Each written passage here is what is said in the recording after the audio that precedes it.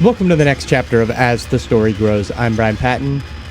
This week, we welcome Borders drummer Dan Hodson to the podcast. Borders released Bloom Season back on November 18th via A Rising Empire Records. Yup, another A Rising Empire band on the podcast. A Rising Empire has become a label that I trust, and when I see a new release, I make sure to check it out because I've been a big fan of everything the label's released over the last 2 years.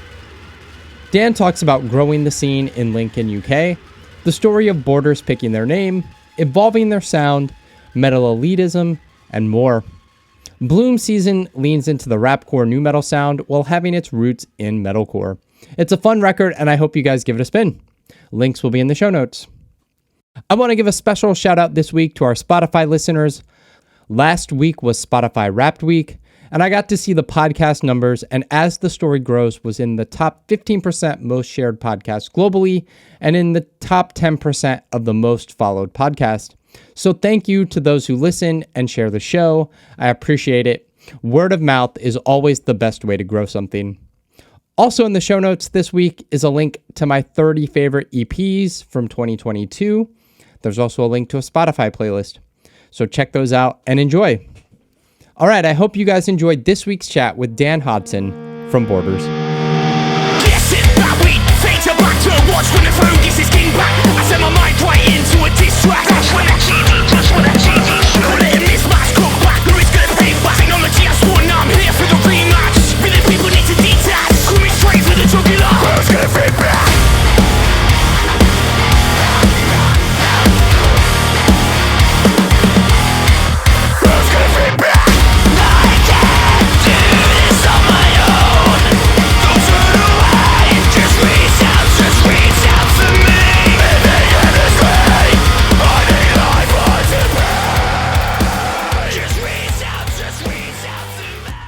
Yeah, pretty good. It's Friday, finished work. I moved house like a month ago. I got like flat pack furniture like waiting for me downstairs. So I kind of want to stay here for as long as humanly possible. So I'm fine with as many questions as you want. Go crazy. Go crazy. Okay. Well, I see you're a drummer as well. I am. Yeah. I'm nowhere near as talented as you are. Nah, that's silly. I really tried the double kick thing there for a while. I gave it a good go, and I was like, I don't fucking have it, and I can't play very fast. So, emo it is. That's cool. I mean, I've had like not like emo, but I've just had older drummers that will have like people come to our shows that are older, and they'll be there with like they've literally brought like their 16-year-old teen son to like, oh, your first metal gig or whatever, and they'll like come over and they'll have like their shy son come over and be like hello, and they're always like they're like there's a couple that I've spoken to that are drummers and they're like older and they say all that kind of stuff, and I'm just like, I have the same response like what I'd say to you as well. Like you can literally, if you want it to be some crazy 280 BPM blast beat monster, like it's just it's in your head really. It's how much you want to practice that and how much you're into that kind of style of music. Yeah. Which for me, to be completely honest, like I'm into my heavier stuff, but there is a limit of how passionate I am on the super crazy heavy stuff, and how much dedication I'm willing to put into becoming some 280 BPM blast machine. Because honestly, I'm not about that life. So yeah, that's not me. Right. I'm just as happy to sit behind the kit and play along to the Hamilton soundtrack. So yeah. No, that's like, cool. That does it for me. Lincoln, UK. Paint me a picture about Lincoln, UK. Where is that located? It's difficult. It's like a B town. No one's really heard of it, and it's been a real disadvantage for us. The band that was before us that have recently broken up, that were sort of like, I guess a bigger metal band, were called Martyr Defiled. They took us out on their farewell tour, and it was really heartwarming. At the London show, the vocalist Matt, who we're really friendly with, he did a speech and was like, these guys are from a town that nobody in this room is ever going to have heard of. They've got all odds stacked against them, and it really does feel that way. that there's no music promoters. So if you want to put a show on, you have to do it 100% DIY. Oh, man. And it's very, very, very rare that you ever see anybody come through and play unless they're already like a big established, we live off this kind of band. Yeah.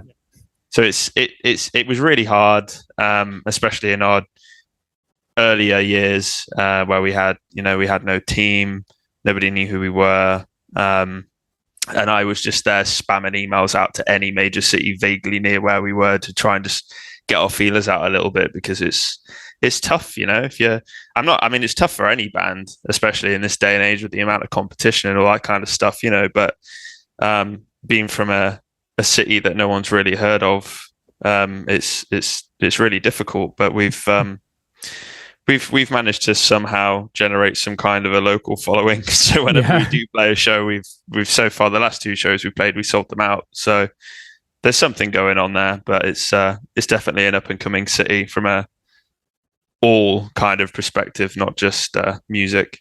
Yeah.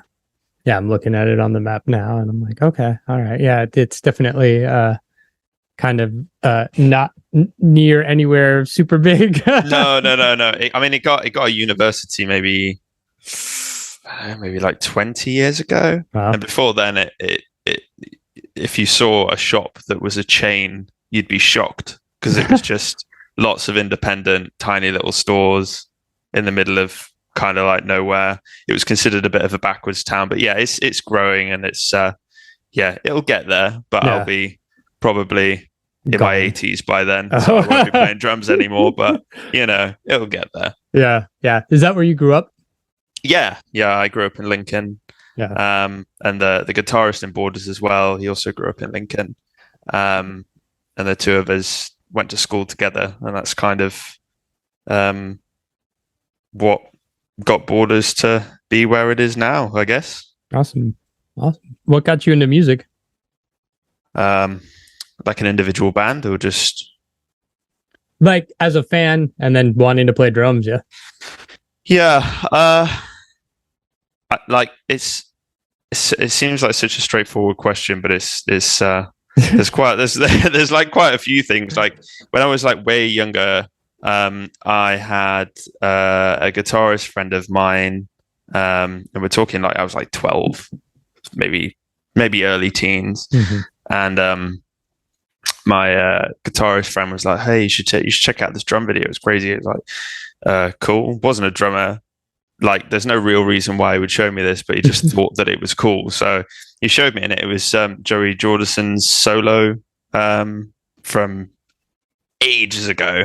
And at the time, I was like, "That's cool." He goes upside down, crazy lights, everyone's loving it. Sounds really fast, sweet. And that's what got me into the idea of checking out the band Slipknot, which I'll be completely honest, at the time, it was a bit like, this is maybe a bit too heavy to begin with. I think that everybody starts off with, most people that are listening to crazy stuff, like Infinite Annihilator and really like mega OTT, crazy heavy music. Yeah. They all started off with like Limp Bizkit or, The Offspring or something. If they're being truthful, I don't think anyone goes straight in at Thy Art Is Murder. I just don't believe it. So, I just don't think anybody does that. Yeah, so I listened to Slim. I was like, nah, this is okay, but maybe a little bit too heavy. And then, back in the day, Kerrang and Scuzz and things like that on TV was popular, and I just started listening to that. And which is, your more sort of, I guess, mainstream rock stuff. At the time, Slipknot were at their probably arguably peak of heavy. Yeah. And then once I'd settled in with that a bit, I then started to go back to Slipknot and was like, yeah, this is cool. But I think, like, to answer your question, because I'm going off on a bit of a tangent, rock and metal in general, like the drums in that is just really hard hitting, really fun. The guy behind the kit always looks like he's having a great time. And that just really appealed to me. And then when I started to play and I got to, even like I can keep a beat kind of level, I called my friend in that I was talking about earlier that I went to school with, who we since made Borders with. And, we'd be like, let's try and play covers. And it was an absolute mess, but it was fun. So he'd come over to mine and have like an electric kit and an amp and stuff, because there's no way the neighbors would allow an acoustic set. Right. And we'd sit there like smashing out the worst Kill Switch Engage covers you've ever heard in your life. But it was super fun. And I was like, yeah, this is something that I want to do. This makes me feel, like I can't really explain it. Nothing else makes me feel as happy as when I'm playing the drums. But now I'm playing with my guy and we're having a sick time, and it probably doesn't sound that great, but we're having a great time. Imagine if we got good at this. So we just did that, pushed it, and that's where we're at now. And it feels crazy because next year will be 10 years of Borders running. Wow. And that's such a long period of time saying it out loud. But the amount of progress that we've made year on year it hasn't slowed down. We've gone from being a really tiny band in the middle of nowhere that nobody's heard of, with no team, with nobody that will respond to our emails for, a show for free in some decent city nearby, because just nobody really cared about us. And now we've got a really great booking agent based in the UK that has a strong presence in the US. We've got a US based manager. We've got a really great label based in Europe. And it's crazy looking back and seeing how it all started when I was a younger teenager with the guitarist in Borders, Gav, up to the point that we've got to now. Yeah. Yeah. As you started to get older and get into the music and into the scene, were you like heading out to like Sheffield or Nottingham? Were there scenes there that you could plug into and see bands, or was it all just like listening at home and like trying to create your own scene? It was a little bit of both, because we tried to keep playing in Lincoln very limited, because we figured that, and we went really hard. Like we'd pay a bunch of money for a decent sound guy, a decent light guy, a decent venue, and then we would genuinely wander about with flyers, begging shops to let us stick flyers in their windows. We go around flyering, every weekend for a month in the lead up to a show. This is how we sold out these shows. It's not because everybody in Lincoln just somehow knew who we were. We just worked really hard because we were in Lincoln to do everything that we could to just throw the Borders name in front of everybody's face. And it's paid off, because, as I say, the last two shows that we've played sold out, and that was with much lesser effort. But we're planning on doing the same. We're going back to our roots with hardcore traditional and digital marketing for this album show that we've got in Lincoln. But in terms of the surrounding cities, we piled it up hard with all the promoters. We piled it up hard with all of the local bands. We just did everything that we could to try and make a name for ourselves in the surrounding cities that were, more established and had a bigger population and had bigger tours run through them. And it was a very, very, very slow burner, because there's lots of bands doing the same thing. But, if you're persevering hard and you're, really grinding it out there, then eventually it pays off.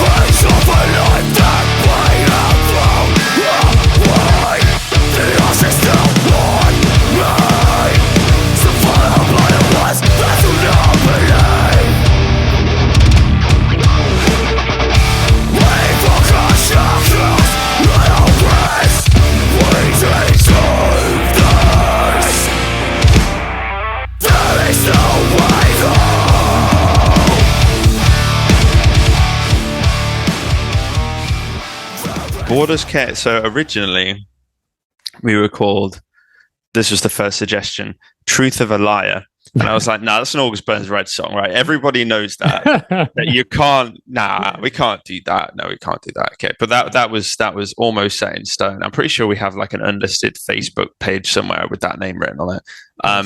But Borders, that came out because we put a long list of names together and went, at the time, yep. And I'm being totally honest with you, because I could sit here and I could tell you something about the borders between I don't know, humanity and differences in people and all this kind of stuff. But no, that's legit. It's not. It's not what we did. Right? We legit. And I'm fully convinced that 99% of bands, when they tell you the meanings behind their band names, they've made up a story, right? Yeah. I'm going to be real with you. We put a name we put like, I don't know, 30 names together, and we were like, cool, which one do we collectively think is the best one? And we were like, yeah, cool. No one's taken that. That looks like a good name. We can make a good logo out of that. Seems memorable. Sweet. Let's stick with that. So I came up with the name. So my one won. I think we all put like 10 different names in, and that's the one that came out in the end. How'd you guys end up with Long Branch Records? Long Branch. Okay, so we got on a tour. It was actually the band that I was referring to earlier in the interview, Martyr Defiled, that were the sort of predecessor of us, that went off and did some crazy stuff. They were a really heavy band. They were a deathcore band. They did their farewell tour, and we'd made a good impression on them. They'd seen the amount of effort that we put into our local push. And at the time we were, just grinding any show anywhere and everywhere. And we were starting to get a bit of our name for ourselves. We managed to land a Whitechapel show in London, which was crazy. It sold out. It was nuts. And we got really good reviews from press off of that. And I think that was the final hitter where Martyr Defile basically said, we are going to do a farewell tour. We can pick 2 bands. We want you guys to come. And I don't know if you're familiar with them because they're no longer together, but Shields were the main support band at the time. Mm-hmm. So we went out on our first European run, and Shields at the time was signing to Long Branch, and the label rep was at one of the shows. So we didn't even know that the guy was there, but we just played as hard as we do every night. To be honest, I think this was one of the lesser busy shows on the tour. But regardless of people, we always go hard. And he was really, really impressed with our live performance, went and checked out our music. And then our manager at the time got an email the following day saying, hey, let's start talking. And it just went from there.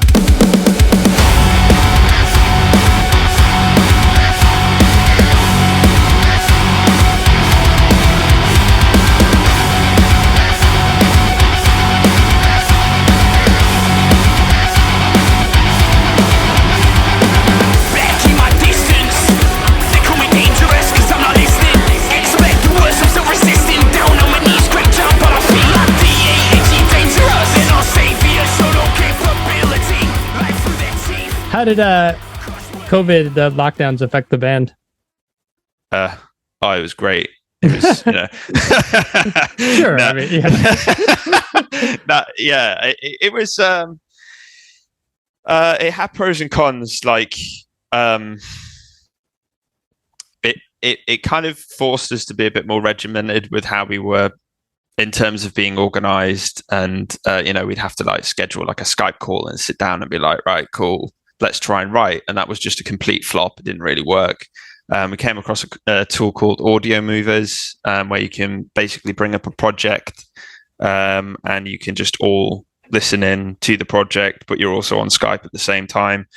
So we used that a fair amount, but there was a dip in COVID, and we hadn't seen each other in person for a good year, I would say. So we were really excited. So we just went a bit crazy and booked a getaway in the UK, sort of like in a picturesque, like farm fields, lakes, like proper in the middle of nowhere. Yeah. And that's where we wrote NWWM, Suffer, and Fade to Black, that are 3 of the singles that we've currently released. So arguably some of the stronger songs on the album. And we just smashed those out in less than a week. But we did it because we were just in such a great headspace. We were hanging out together again. We were writing music together again, and it was really good. So yeah, I mean, COVID definitely had a negative effect on what we were doing. But it's the same for every other band. I've seen lots of bands that are our size or a bit bigger or even a bit smaller, that COVID just broke them and they're just not together anymore, because they forgot what it was like to enjoy the fun aspect of being in a band once COVID wasn't there anymore. And thankfully, we're starting to come out at the end of that. So, yeah. And sometime along there, you ended up with the Rising Empire. How'd that relationship come about? That came about because we'd got maybe like 2 tracks together at the time. No, 3 tracks, sorry. We got 3 tracks together, and they were demos and self-produced demos. So they were, we would never put them anywhere for anyone really to listen to. But I got chatting to our manager, Ollie at FM Management, and it was because he'd put us on a tour with A Virtue, which is another band that he manages, but it all came to a halt because of COVID. I just reached out to him and started chatting with him, and saying that it was unfortunate that all this had happened, etc. And just as you do with anybody else that's in a band or in the industry or a fan or anybody, we were just chatting and being friendly, and we just clicked really well, and we got along really well. And a week deep, I was like, I've got this song, it's self-produced, sound very good. I don't really want to risk it. Am I blowing my load early? I don't know. But I was like, oh, whatever. It'll be fine. We get along. We'll see how this goes. So I gave him a lot of preempt and was like, bro, right. Please don't judge this. Okay. This isn't even a pitch. Okay. I just want your opinion. Okay. On the sly. So I sent that over to him, which was Fade to Black. And he really liked that song. And it sounds very different to our previous stuff. So because he liked it so much, he dug a little deeper into what we were doing and what we were planning and how serious we were about the project. And he took us on. And having taken us on, that's when things started to really start moving. So we were self-managed. I essentially acted as a manager for the band before. Whereas Ollie, he's like a bazillion steps above me in terms of knowledge and contacts and all that kind of stuff. And it was a little bit overwhelming, but he was like, yeah, cool. All right, sweet. I'm going to pitch you to these guys. This is what's going to happen. And Arising were his top pick for our sound and what we've got going on and where we're based and all that kind of stuff. And fortunately, he's got a great relationship with them. He's got some bands that are currently signed with them as well under his management. Arising really liked our sound. So we've just hit the ground running really sort of during the pandemic with our new agent, our new manager, and fairly recently our new label. So we're really excited to see where that goes. Nice. That's rad. The record's called Bloom Season. Where'd that title come from? Bloom Season came from both sort of musical and personal. So musical in the sense of we've bloomed into a new sound. We are still metal. We've still got those riffs. But we feel that if you were to listen to the Purify album and then listen to Bloom Season, it's almost as if you're listening to different bands. So we see it as a name that almost implies that we've blossomed into something new. And in terms of sort of personal, we feel like, and it's the same for everybody else, and I'm sure this has been said a bazillion times already, so I'm very self-aware of how generic this sounds, but I think people have come out of COVID different. They've got a different mentality towards lots of things and don't take things for granted maybe quite as much as they did before. And there's a lot of stuff that we reference and talk about in the album that are struggles that we had just in general when we were younger, but also moving through the pandemic and turning into the people that we are now. And that's more obvious in some songs than others. So we felt that Bloom Season was a strong representative title for our own sort of personal experience with having started and ended the album, all the way up to the actual sound itself. It's interesting to hear you say that you think if people listen to Purify and then the new stuff, it will seem like a different band. So I listened to the new record a few times. I dig it a lot. And then I went back through the discography. And so for me, I could hear like, okay, there are things happening on Purify that directly, like you can see the evolution, even listening to Diagnosed. There's a part on Analyst where like there's like a screamed rap. It's very short, but I'm like, okay, you can hear there's some like this new metal hip hop element still in there even back then. So it's interesting. Yeah, no, totally. And like we were a little bit worried, to be honest, because you get a lot of elitism in the genre of metal. Yeah. So when we I know exactly what you mean about Analyst, and that was a lot more subtle. Yeah. But in War and Purify, that was incredibly rap heavy, but without the amount of production behind it. So it was essentially very much like metalcore song, but with rap over it. Yeah. And I think it worked. It felt like the tiniest bit shoehorned, in my opinion anyway. But when we put that song out, we were really, really worried about how people might perceive it. Like, are you being a bit of a try-hard? Because at the time, rap metal was becoming more popular in the UK. So it was like, oh, are they hopping on a trend? What are they doing? Are they, if you could even call it selling out at our level? Probably not. But we were worried about how, the reception off the back of that song. But people loved it. It's one of the most successful songs on the album. So we were like, well, we love it. We enjoy it. Let's just lean into it and see what happens. And we did that. And we got a producer on board that was just a crazy visionary for the sound that we were going for, to the point where we would write songs that we were worried about. We were like, does this work with the rap? Not sure. And we give it to our producer and he would just somehow wizard it into being some kind of like, he'd turn it upside down. He'd give it back to us. We'd work on it some more and then we give it back to him. And it was great. And now we're in a position where we feel like, and I know it's a really massive, very, very, very bold statement, but if I'm referring to the UK specifically, maybe not global, because I feel like there are more US bands that are metal and rap.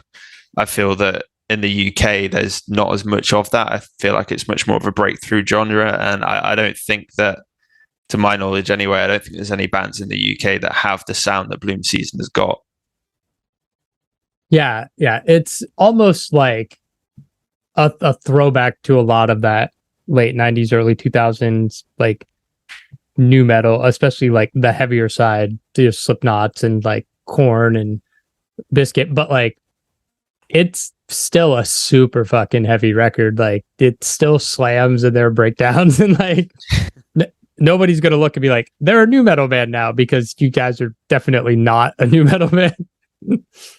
Yeah. I mean, we pull a lot of influence from that because, again, going back to the earlier part of the interview, like I eventually ended up on Slipknot and then much heavier stuff as well, because that progression just continued. But, Limp Bizkit was up there for me. They were, one of the first bands that got me into heavy music. Linkin Park, obviously, everyone that likes rock or metal has to like Linkin Park. It's the law.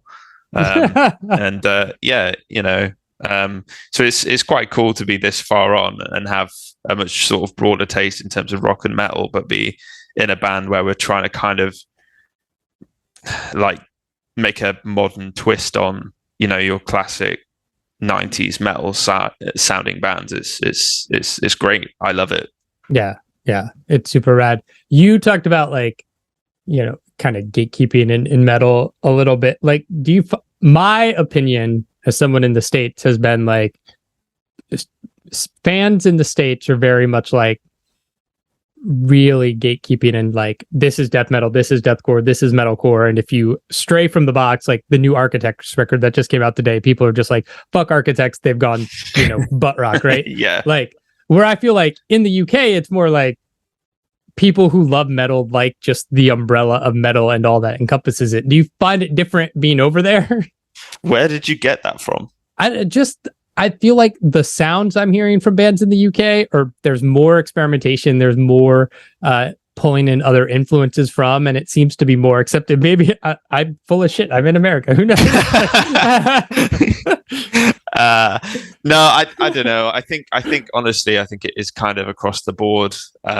Unfortunately, maybe because I'm a little bit older now. Because if I'm being completely honest, if you asked me when I was 17 years old, if I was an elitist metalhead, Right. that's what I was. That guy. Okay, like it's taken me a few years to stray away from that, and I am very much not that guy anymore. But I don't know whether it's an age thing or a cultural thing or what. But yeah, there is a lot of elitism still. I mean, Architects are a UK based band. Yeah, As you said, they're getting a bunch of hate for their new release, but it's always a big conversation. It's like, well, bands are naturally going to change their sound. It's just what's going to happen. And, the people that got into that band with their initial releases are obviously going to be a bit butthurt off of the back of that. But, Architects they don't exist purely for the first 3 years of fans that they generated. They're doing what they love. They're doing what they enjoy. They're doing what music they think sounds good. And it's clearly working out. Yeah. Because they're only getting bigger every year. So, yeah, it's no.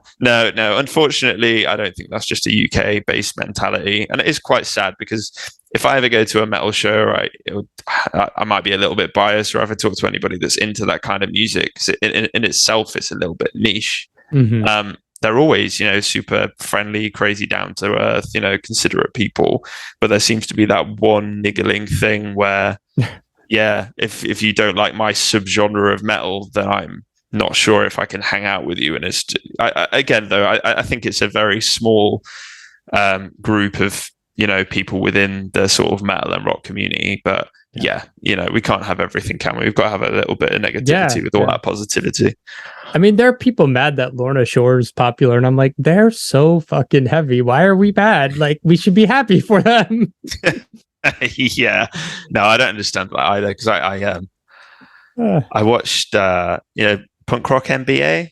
Yeah, you watched that? Yeah. So I watched that whole video on a show, and they've gone through some like bad stuff. The amount of like lineup changes and fighting the odds and all that kind of stuff. It was super interesting, and it's like, well, again, being super biased because I'm in a metal rap band, but I feel like, I don't know, is everybody that's a fan of music of other genres that dedicated and that passionate about the genre? Because that's the thing that I found within the metal and rock communities. They are very, very, very dedicated and passionate about it, and these guys, to have stuck through all of that, and that's only scratching the surface of what would have been going on internally with them, in terms of finances and all, stuff like that really is a behind the scenes thing that happens with bands.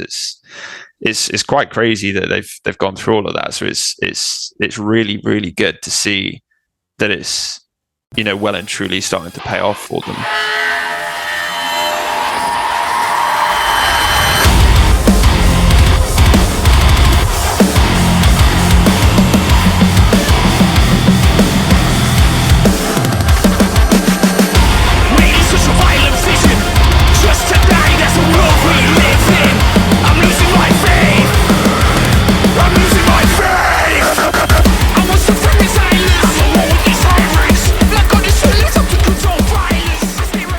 Yeah, so I think the reason why you might have been given the 11th is because that's the first show that we'll be playing on the run. So we're not trying to push this as a tour.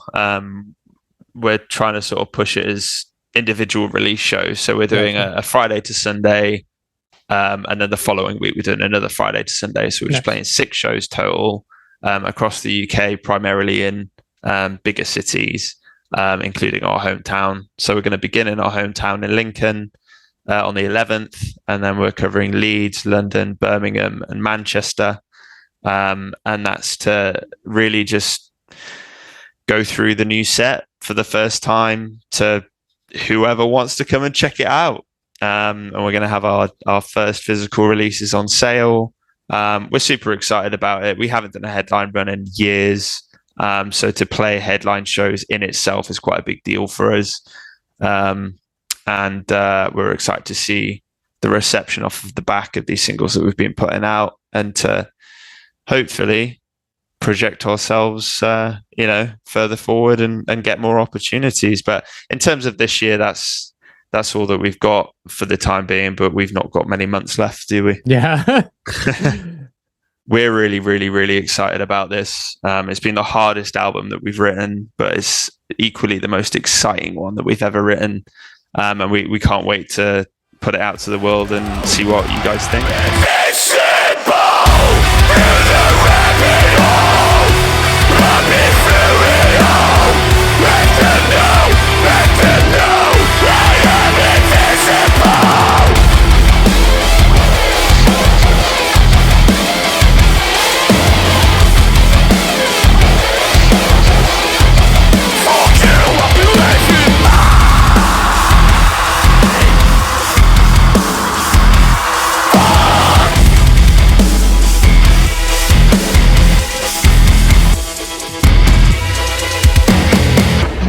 Thanks for listening to As the Story Grows.